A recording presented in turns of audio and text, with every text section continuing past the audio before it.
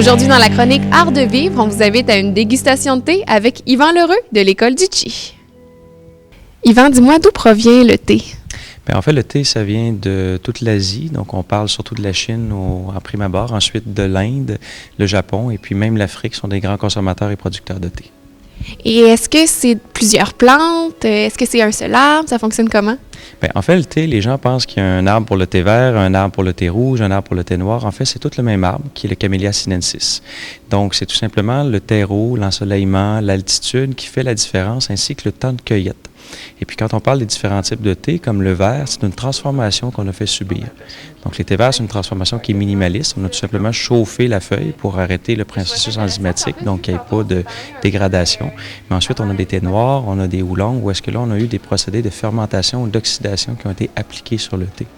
Donc, le thé, en fait, il y a plus de sortes de thé que de sortes de vins au monde, sauf que c'est toujours le même arbre, c'est le procédé de transformation qui change. Puis, il y a quand même beaucoup de bienfaits à boire du thé.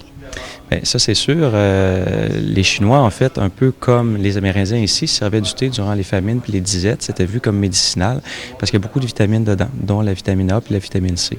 Et puis ensuite, bon, il y a tous les processus antioxydants et anticholestérolémiens qu'on a découvert il n'y a pas si longtemps. Donc, en buvant des thés noirs, entre autres, ou des thés verts, c'est des stérols. Donc, c'est le même processus que les gens qui prennent des médications pour le cholestérol.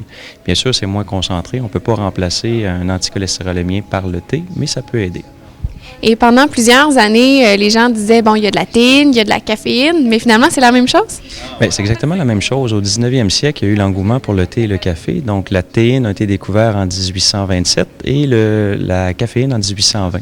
En fait, c'est un alcaloïde, donc c'est exactement la même molécule, donc on parle de la même chose.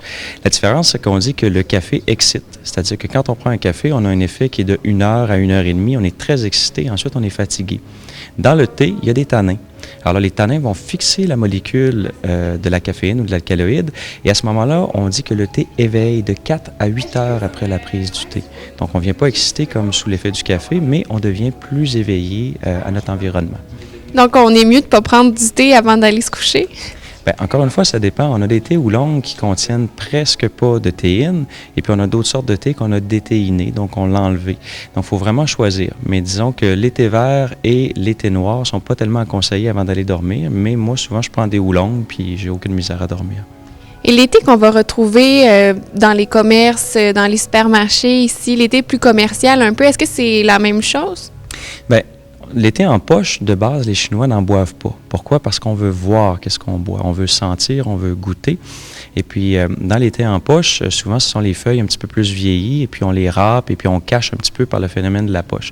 C'est pas à dire que c'est un mauvais thé, mais c'est un thé qui est peut-être de moindre qualité.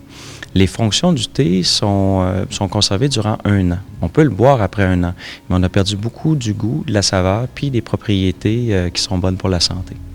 Et en terminant, ici, à l'École du Chi, vous allez offrir des dégustations de thé au public?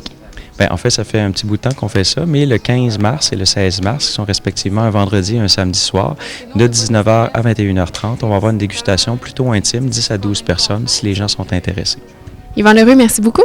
Merci, Pascal.